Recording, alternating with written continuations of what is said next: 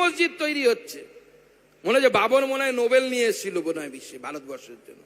আরে তাসখন থেকে এসেছিল একটা বহিরাগত লোক, সে এসে বাবরি মসজিদ তৈরি করছে। আমি পরিষ্কার বলে দিচ্ছি, বাবর যদি আসে তাহলে ছত্রপতি শিবাজিও আসবে, লড়াই হবে, চোখে চোখ রেখে লড়াই হবে, এবং রাম মন্দিরও হবে। আমরা লড়বো, অত সহজ নয়। আমার পূর্বপুরুষ লড়েছিল, সেই জন্য আমার নামের পাশে মজুমদার আছে। কারো পূর্বপুরুষ লড়েছিল, তার জন্য তাদের নামের পাশে ঠাকুর আছে, বিশ্বাস আছে। আমাদের পূর্বপুরুষ লড়েছিল, আমরা লড়বো, এবং সেই লড়াই করে পশ্চিমবঙ্গকে রক্ষা করা, যে পশ্চিমবঙ্গকে সোনার বাংলাও দেখানোর স্বপ্ন মাননীয় প্রধানমন্ত্রী দেখেছেন, সেই প্রধানমন্ত্রীর নেতৃত্বে আমরা সোনার বাংলা বানাবো।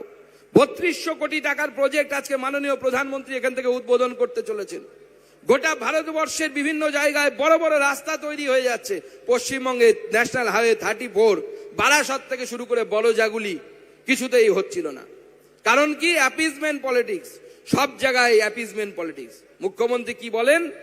যে গরু দুধ দেয় তার লাথি খাওয়া ভালো। মুখ্যমন্ত্রীর সমস্যা হচ্ছে দুধ বা ক্ষীর সেটা আপনি খাচ্ছেন, আপনার পরিবার খাচ্ছে, আপনার দলের লোকেরা খাচ্ছে। লাথিটা আমরা খাচ্ছি, সাধারণ মানুষ খাচ্ছি, হিন্দুরা খাচ্ছি। আমরা লাথি খাওয়ার জন্য আসিনি। লাথি যদি আমাদের মারার ব্যবস্থা হয়, আমরা পাল্টা লাথি মারার ব্যবস্থা করব। সেই ক্ষমতা ভারতীয় জনতা পার্টির আছে, ভারতীয় জনতা পার্টি সেই নিয়ে লড়াই করবে। তাই বন্ধুগণ, আর বেশি সময় নেই। মাননীয় প্রধানমন্ত্রী আর কিছুক্ষণের মধ্যেই আমাদের মাঝে উপস্থিত হবেন। আপনারা বহু দূর দূরান্ত থেকে এসেছেন। আমি সবাইকে আমার তরফ থেকে গৈরিক অভিনন্দন জানাই। আমাদের বুথ সভাপতি যারা আছেন, আমাদের শক্তি কেন্দ্রের প্রমুখ, মণ্ডল সভাপতি, জেলার বিভিন্ন পদাধিকারী যারা নিচে আছেন, যারা ভারতীয় জনতা পার্টির আসল শক্তি, আপনারা নিচে লড়াই করেন বলে আমরা মঞ্চে বসার সুযোগ পাই। তাদের সকলের চরণে আমি আমার নমস্কার জানাই, আমার প্রণাম জানাই।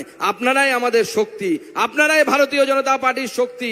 তাই ভারতীয় জনতা পার্টি থেকে কোনো নেতা চলে গেলে ভারতীয় জনতা পার্টির শক্তি ক্ষুণ্ণ হয় না। কারণ ভারতীয় জনতা পার্টি কর্মী নির্ভর পার্টি, ক্যাডার নির্ভর পার্টি। ক্যাডারই আমাদের সব কথা, আমাদের কর্মীরাই শেষ কথা।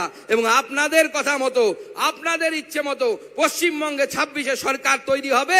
শুধু তাই নয়, সেই সরকার আপনাদের কথা মতো কাজ করবে। আপনারা যেটা চাইবেন সেটা হবে, আপনারা যেটা বলবেন সেটা হবে। সেটা নরেন্দ্র মোদীর সরকার হবে, কর্মীদের সরকার হবে। কি সরকার চান? এরকম চান? কারা চাইছে? কেউ তো চাইছে না বলছে। চান? চান?